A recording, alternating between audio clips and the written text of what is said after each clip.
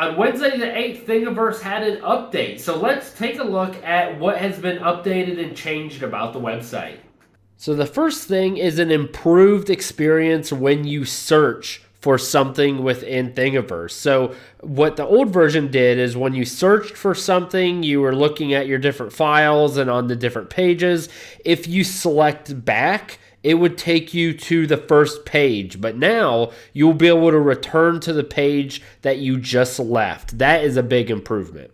Next, by popular demand, you are now allowed to look at PDF and zip files. So this allows you to upload certain details or PDFs of a print, and then of course zip files for a lot of those STL files. Another improvement I think that is welcomed because it was asked to be brought back.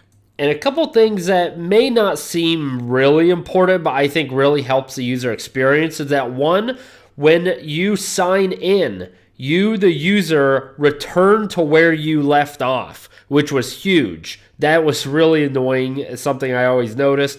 Also, you can increase your file size to the images up to 5 megabytes. Then in some group pages, there's some visual improvements. There's some moderation tools for administrators. And then the minimum requirement for the file types of new things can now include .3mf and .step.